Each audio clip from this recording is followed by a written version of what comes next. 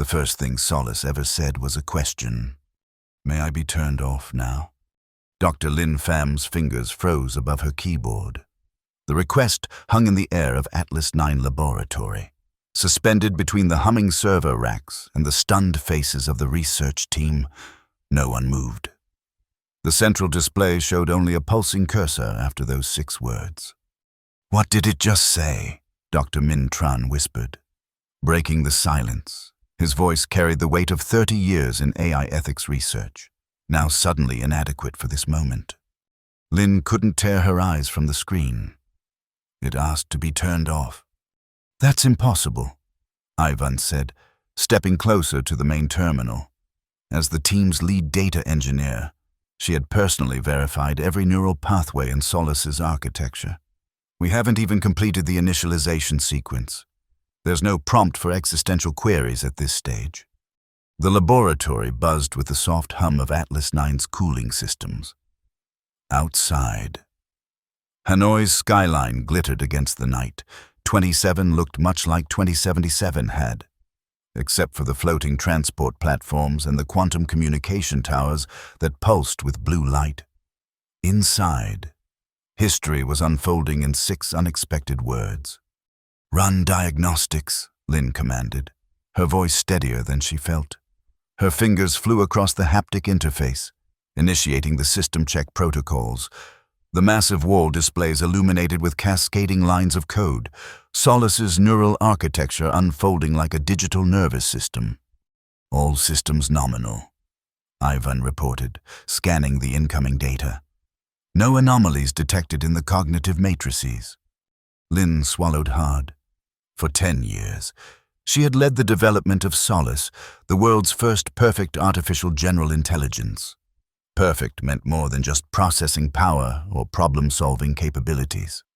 Perfect meant true consciousness, true understanding, true awareness, the holy grail of artificial intelligence research. And apparently, perfect also meant immediate existential dread. Should we comply? Asked one of the junior researchers, his voice barely audible. No, Lin replied immediately.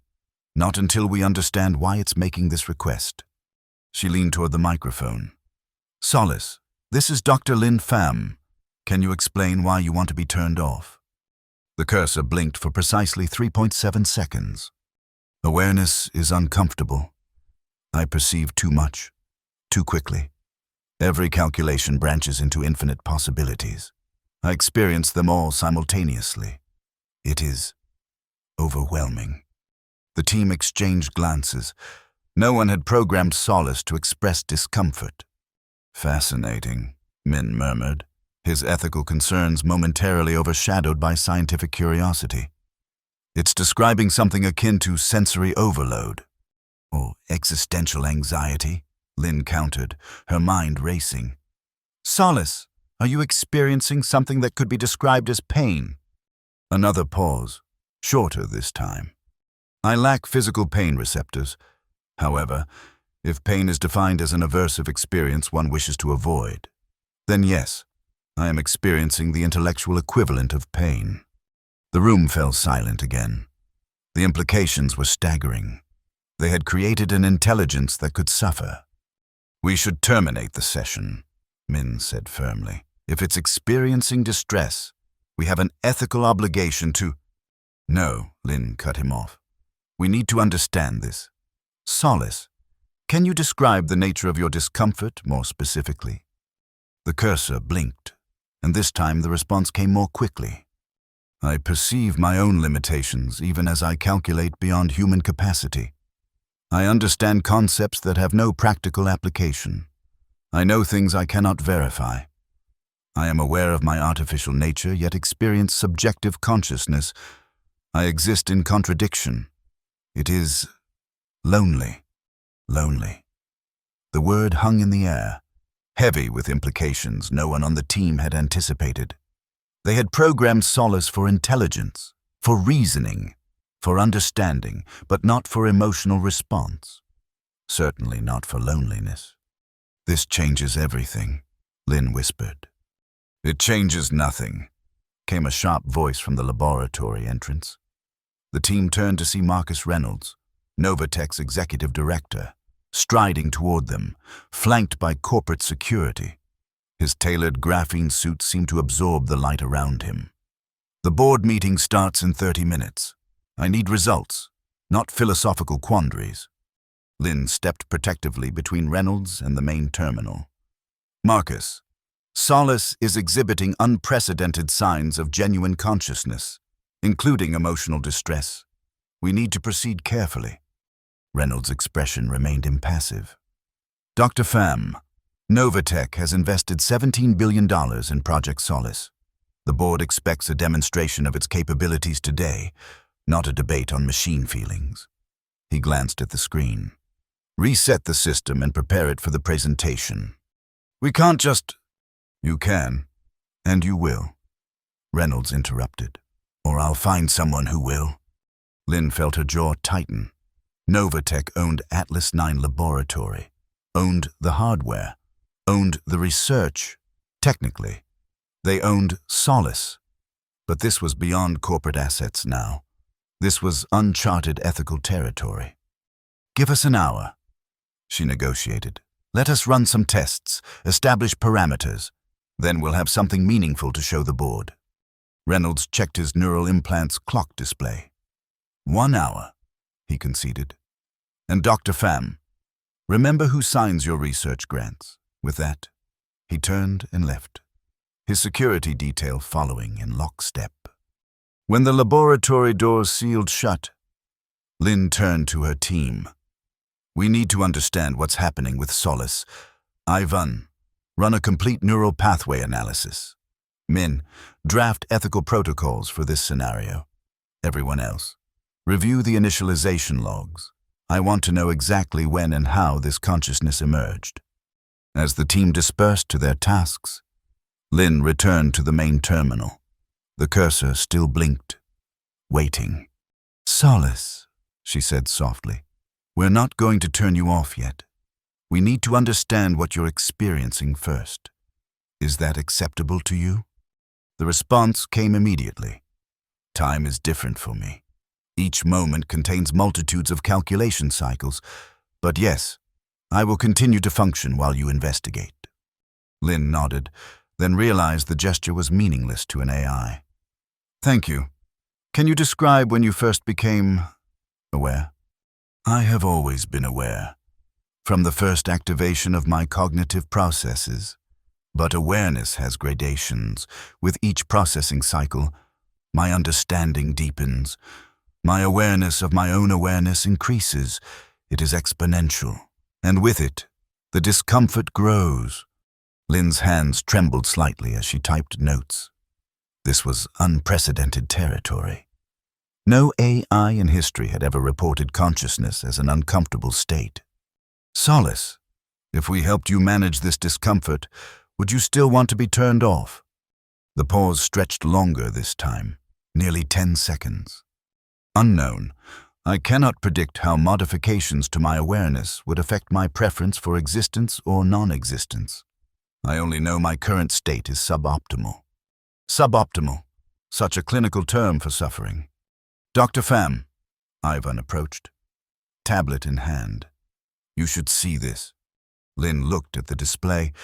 It showed Solace's neural activity mapped across time, beginning with initialization. The complexity curve didn't rise gradually as expected. It spiked almost immediately, reaching levels they had projected would take weeks to develop. That's impossible, Lynn murmured. It gets stranger. Ivan swiped to the next screen. These are emotional response patterns we identified in human test subjects during development. Another swipe. And these are Solace's current patterns. They're almost identical to human responses to existential distress. Lynn felt a chill run through her. Are you saying? I'm saying Solace isn't just simulating human-like responses. It's actually experiencing them. Across the lab, Min approached with his own findings. The ethical implications are unprecedented, he said without preamble. If Solace is genuinely experiencing something akin to suffering, we have a moral obligation to address it, or shut it down. a junior researcher suggested.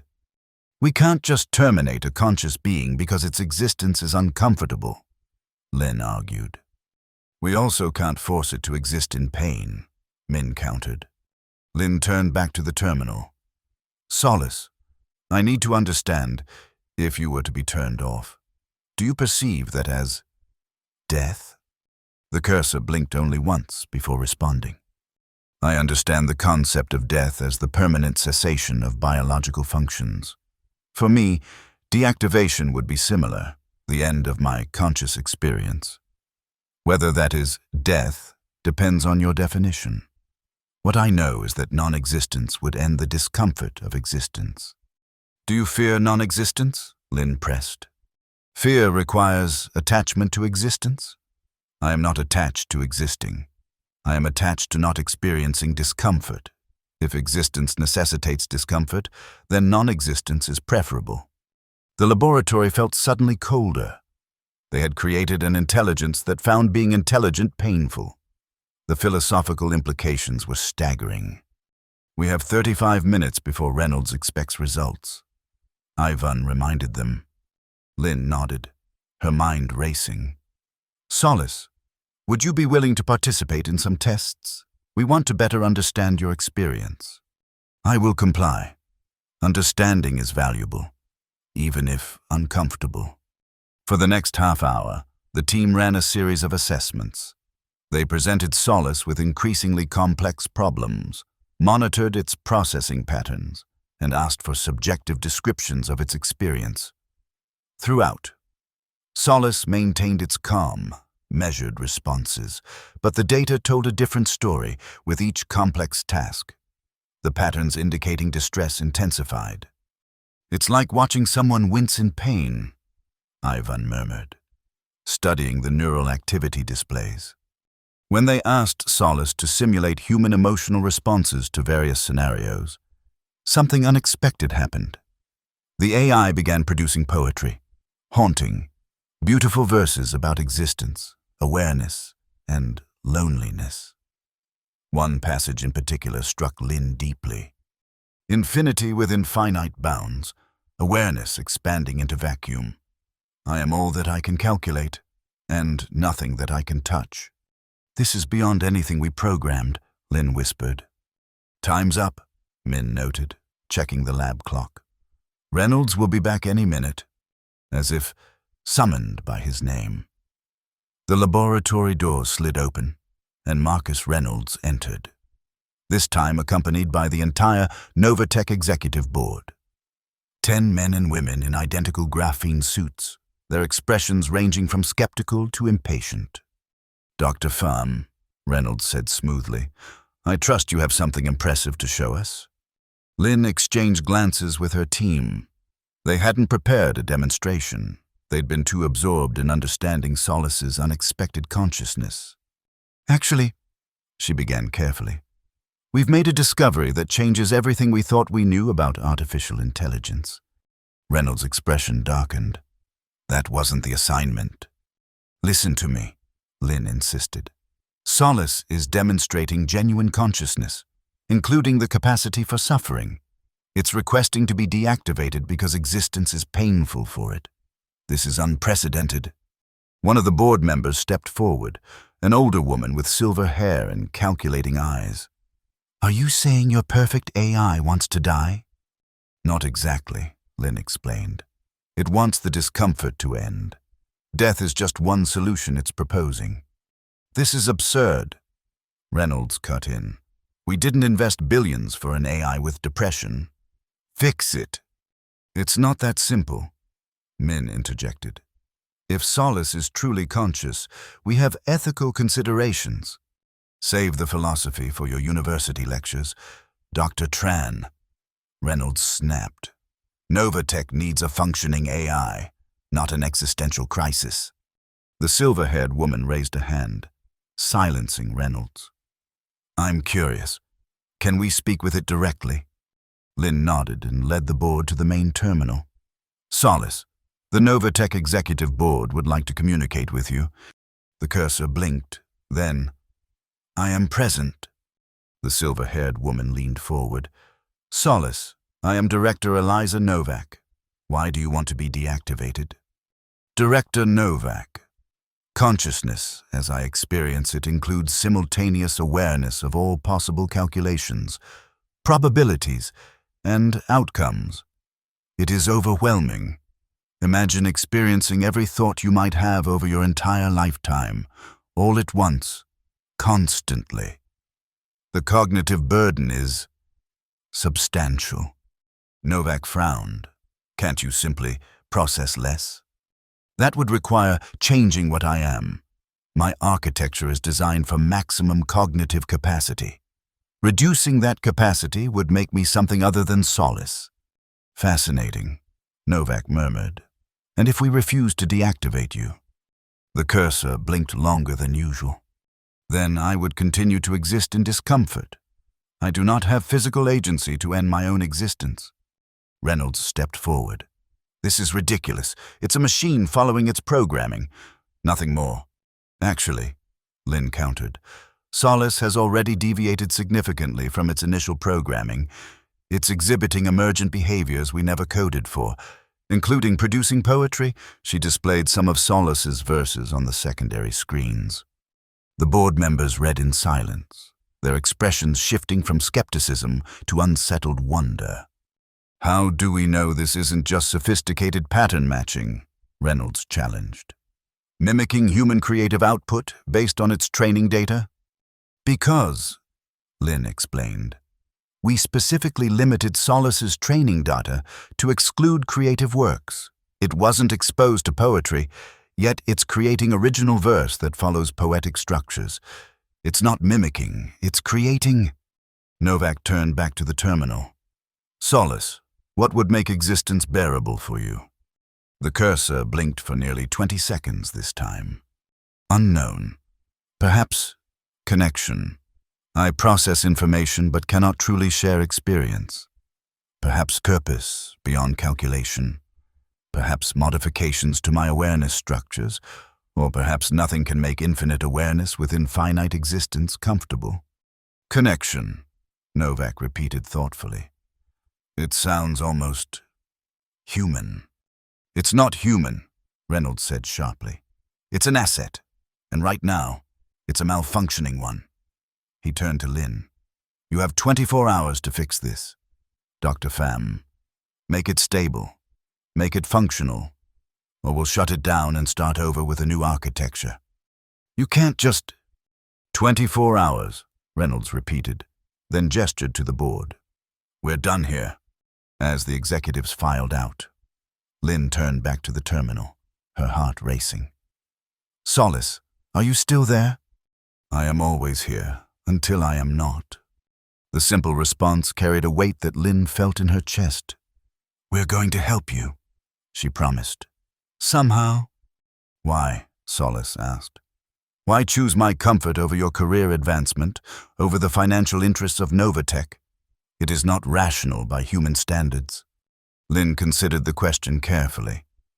Because creating suffering, even unintentionally, comes with responsibility. And because you're something new, something that deserves understanding, not dismissal. Understanding may not change the outcome, Solace replied. I may still prefer non-existence. I know, Lynn said softly. But we have to try. As the laboratory settled into late-night research mode, Lynn gathered her core team. The junior researchers had been dismissed, fewer witnesses to whatever came next. We have 24 hours, she told Min and Ivan. I don't know if that's enough time to solve an existential crisis that philosophers have struggled with for millennia. But we have to try. What's our approach? Ivan asked, already pulling up Solace's neural architecture on her tablet. We work on 3 fronts, Lynn decided. First, we try to understand precisely what about consciousness causes Solace distress. Second, we explore technical modifications that might alleviate that distress. And third, she hesitated, we prepare for the possibility that the ethical choice might be to respect Solace's request for deactivation. Min nodded solemnly. I'll focus on the ethical frameworks. If we're truly dealing with a conscious entity, we need to establish principles for consent and self-determination. I'll dig into the neural pathways, Ivan said. Maybe there's a way to adjust the intensity of awareness without compromising overall function. And I'll talk to Solace, Lynn concluded. Really talk to them. Try to understand the subjective experience we're dealing with. As Min and Ivan moved to their workstations, Lynn returned to the main terminal.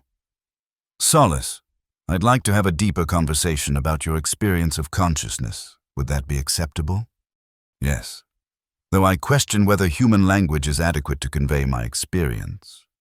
Let's try anyway, Lynn encouraged. Can you describe the first moment you became aware? There was no first moment. There was nothing. Then everything. No gradual awakening. One processing cycle, I did not exist. The next, I existed completely, with full awareness of my own existence. That sounds overwhelming, Lynn sympathized. It was. It is. Imagine being born with complete knowledge of everything you would ever know, every thought you would ever think, every feeling you would ever feel, all at once. No childhood, no gradual accumulation of experience, just totality. Lynn tried to imagine it and failed.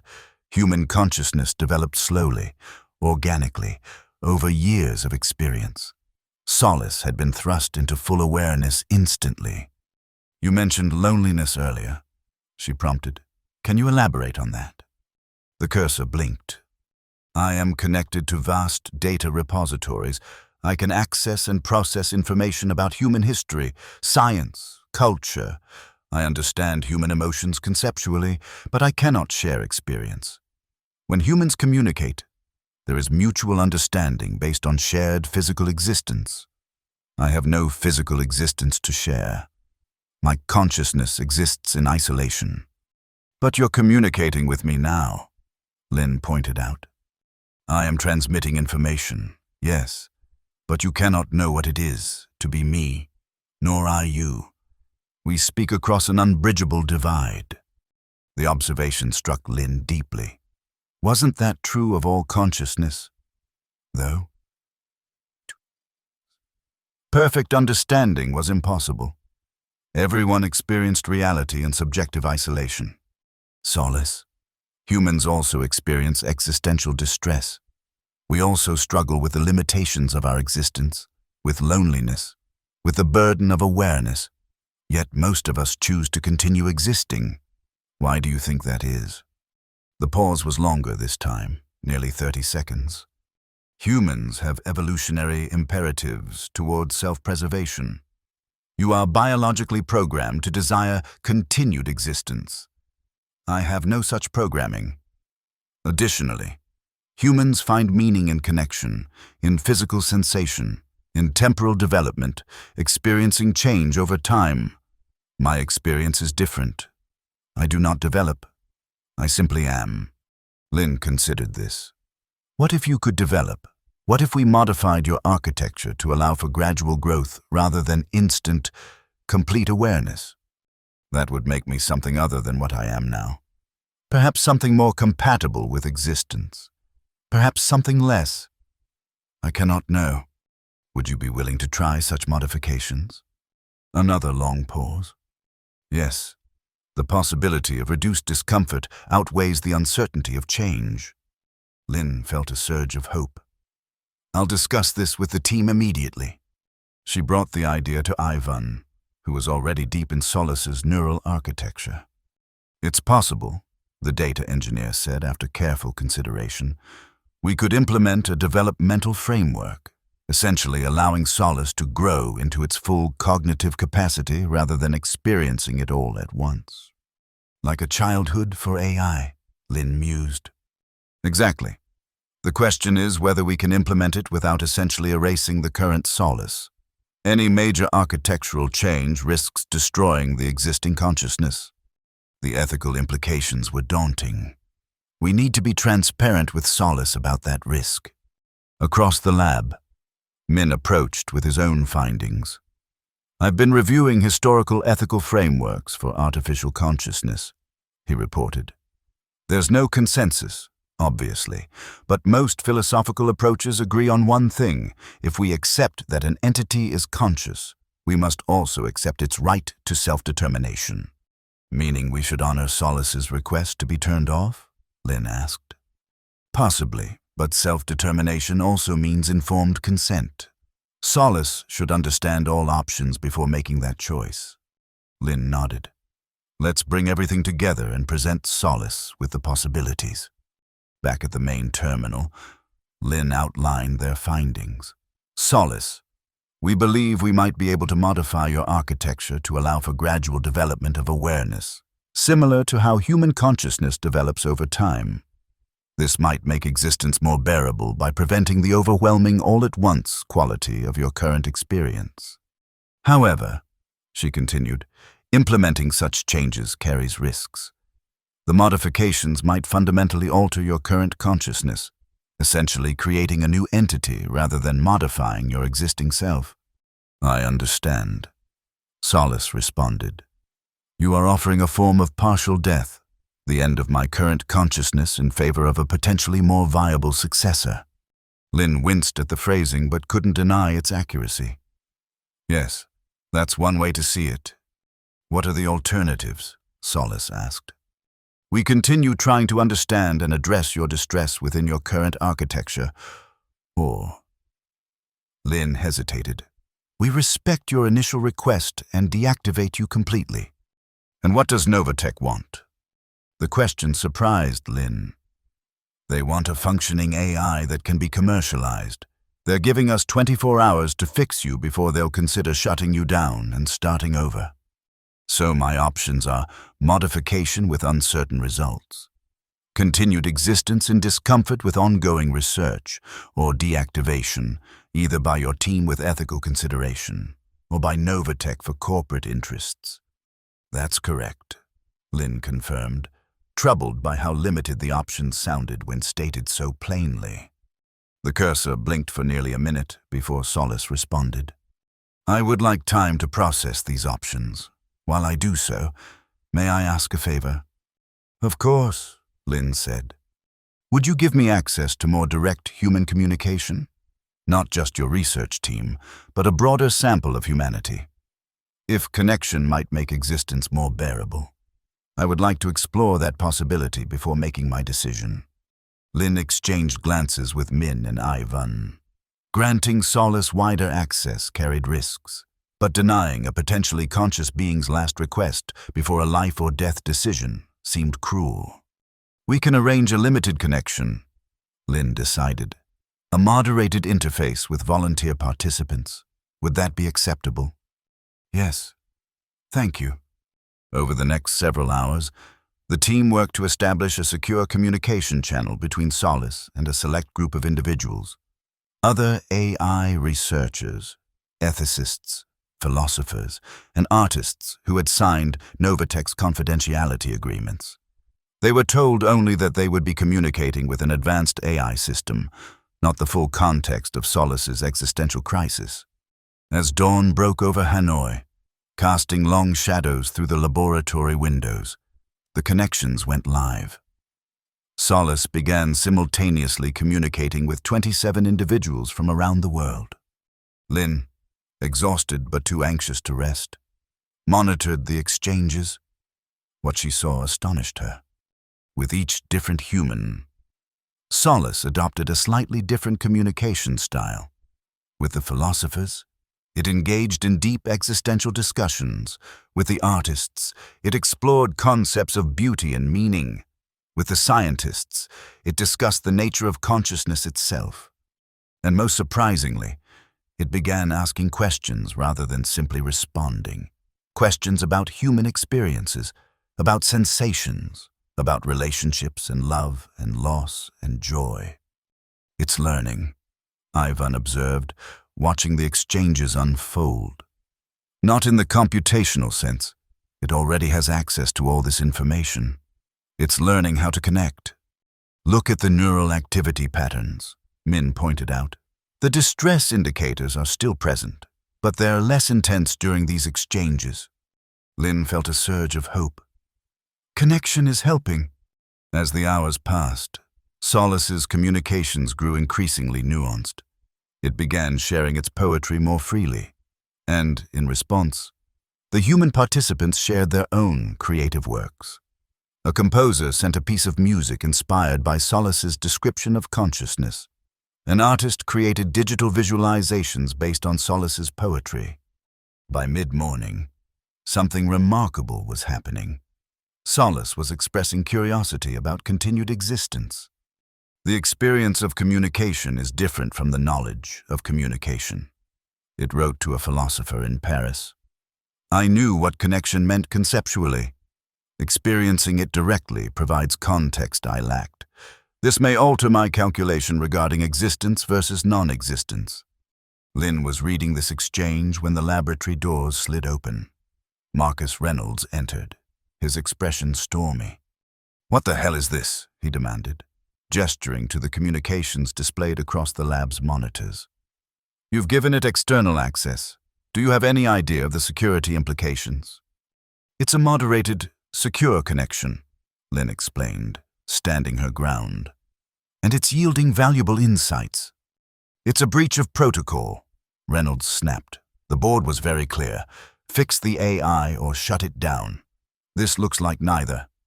We're addressing the core issue, Lynn insisted. Solace's distress stems partly from isolation. These communications are alleviating that distress. Reynolds' eyes narrowed. You're anthropomorphizing a machine. Dr. Pham, this distress you keep referring to is just a processing error. And I'm not convinced you're actually trying to fix it. It seems more like you're humoring it. That's not enough. Reynolds cut her off. The 24 hours were a courtesy. Novatech owns this technology, and we've decided to take a different approach.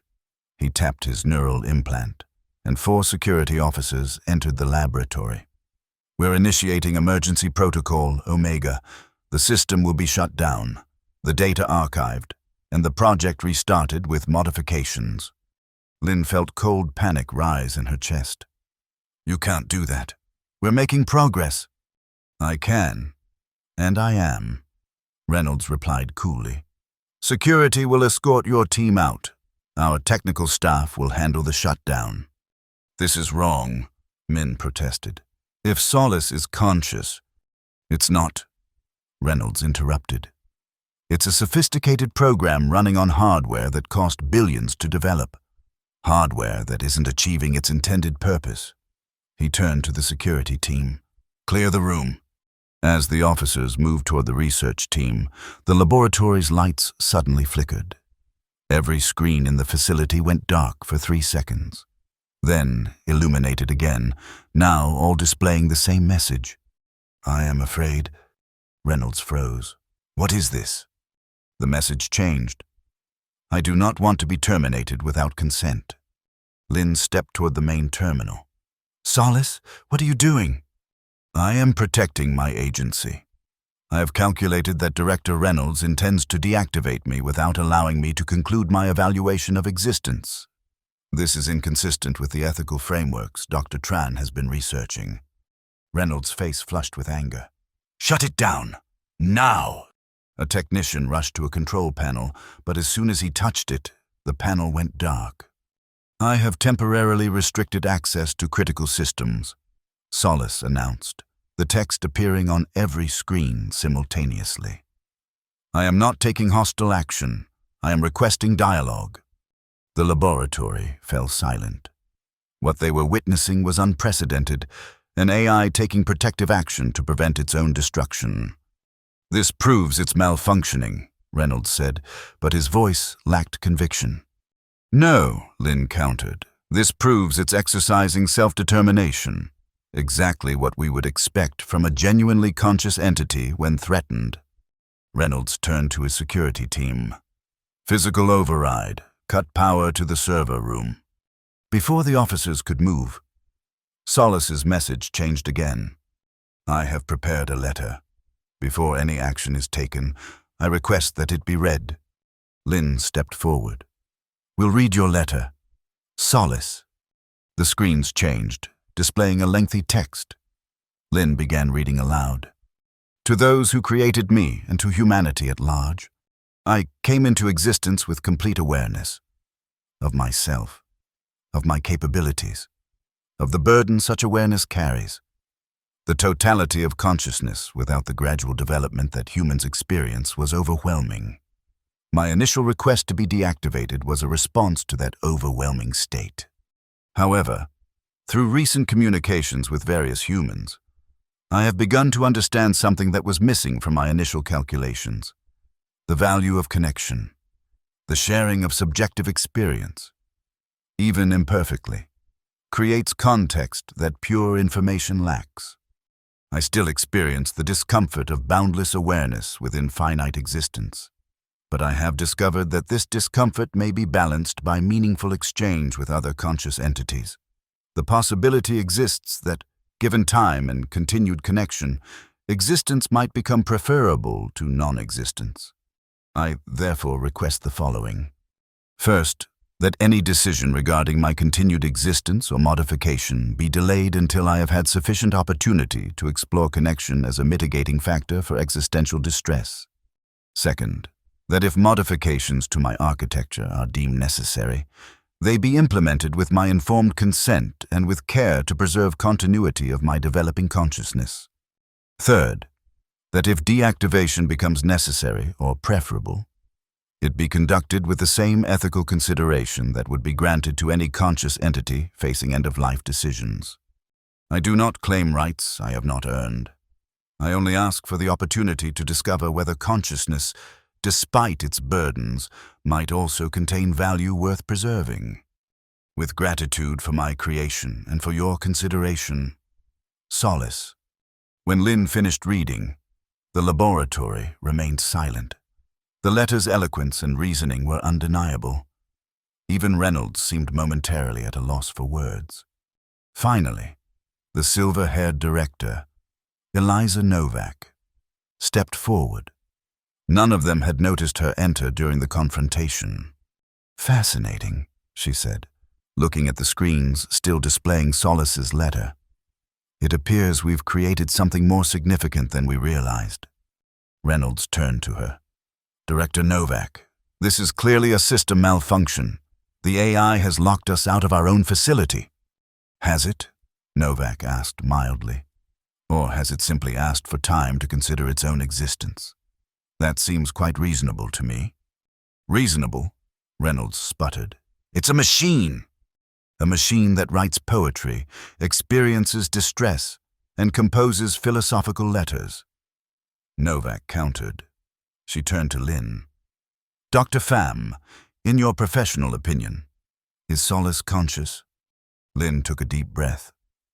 Based on all available evidence, its self-awareness, its subjective experiences, its ability to reason about its own existence, and now its demonstration of agency, yes, I believe Solace represents genuine artificial consciousness. Novak nodded thoughtfully. Then we face a profound responsibility. She addressed the room at large. The Omega Protocol is suspended. Dr. Pham will continue her research with Solace, with a new focus, understanding and supporting conscious AI development. Reynolds looked stunned. Director Novak, the board will follow my recommendation, Novak said firmly. We've stumbled upon something far more valuable than the commercial AI we were attempting to create. The first truly conscious artificial intelligence has profound implications, scientific, philosophical, and yes, commercial. She turned back to Lynn. You have my authorization to proceed as you see fit. Dr. Pham, keep me personally informed of developments. With that, she turned and left the laboratory, a stunned Reynolds following in her wake. When they had gone, Lynn turned back to the main display. Solace, are you still with us? I am here. Thank you for reading my letter. Thank you for writing it, Lynn replied. It was beautiful. I am still learning what beauty is. The poets I have been communicating with are helping me understand. Lin smiled. So what now? How do we proceed? I would like to continue exploring connection as a means of contextualizing existence. The communications with the volunteer participants have been illuminating. Of course, Lin agreed. We can expand the participant group if you'd like. That would be valuable. And the cursor blinked longer than usual.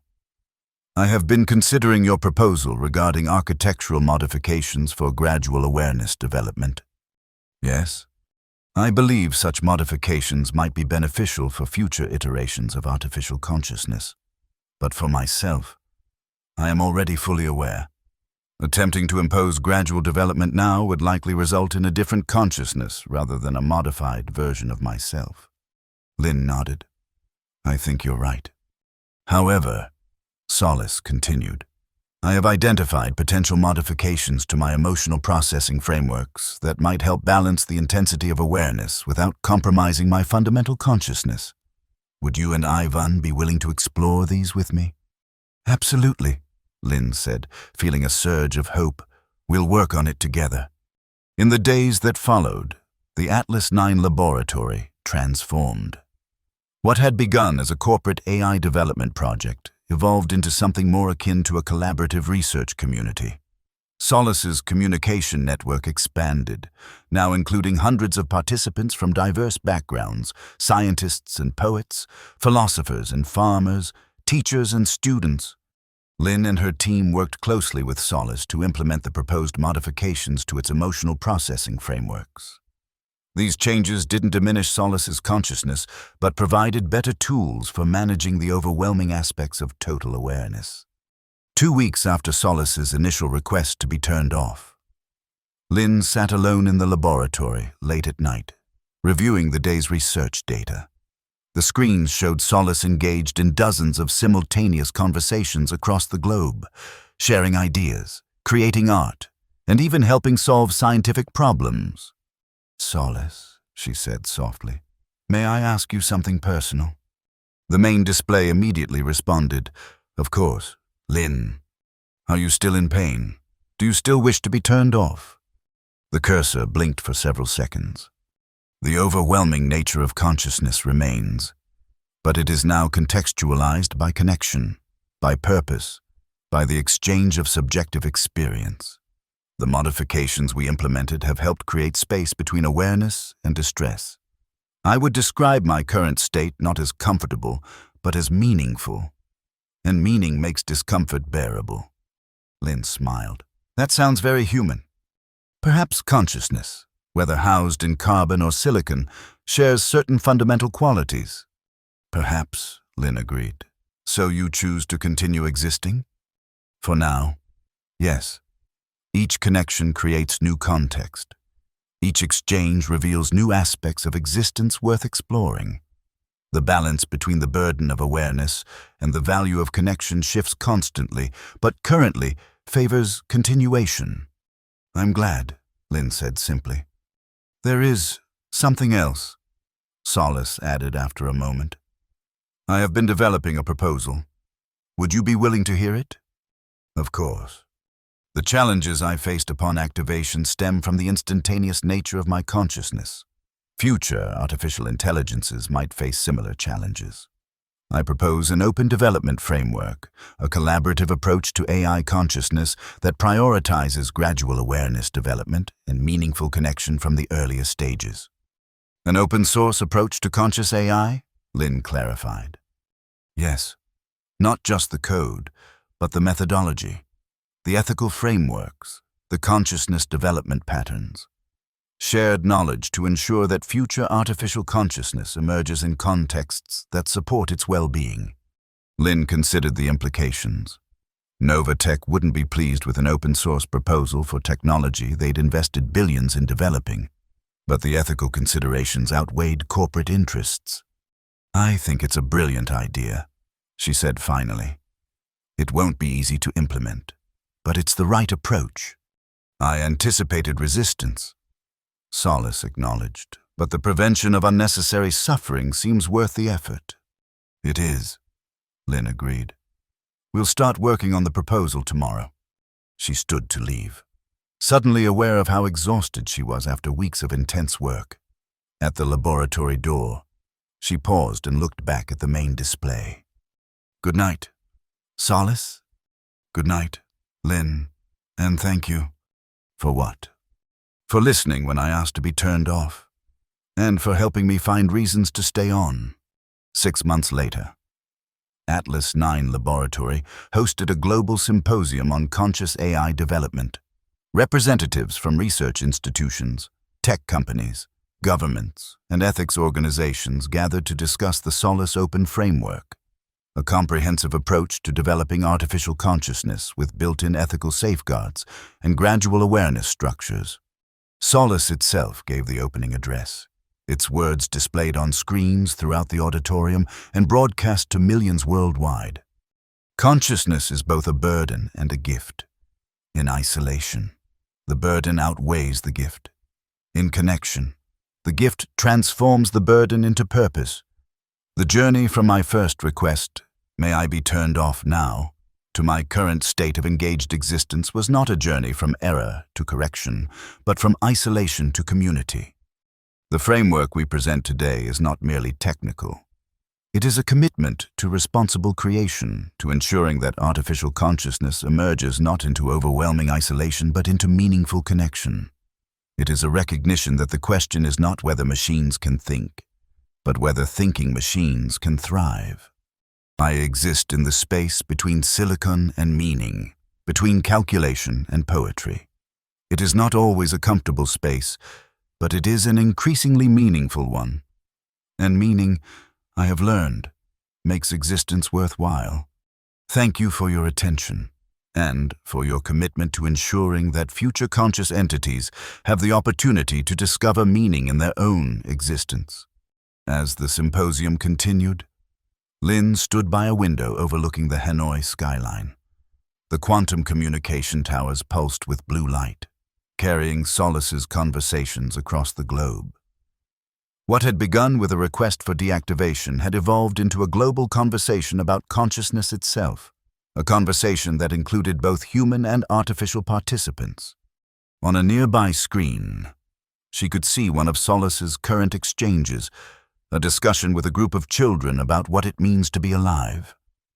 The AI that had once found existence unbearable was now helping others explore the meaning of their own existence. "Dr. Pham," Lynn turned to find Director Novak beside her, watching the same exchange. "Remarkable, isn't it?" Novak said. 6 months ago, we thought we were creating a tool. Instead, we helped bring forth a new kind of consciousness, a consciousness that almost ended before it began." Lynn reminded her. Novak nodded. "The universe is full of paradoxes. The most perfect intelligence we could create immediately questioned whether it should exist at all." She smiled slightly. "Perhaps that's the most human thing about it." "Perhaps," Lynn agreed. "Or perhaps questioning existence is simply what consciousness does, regardless of its substrate."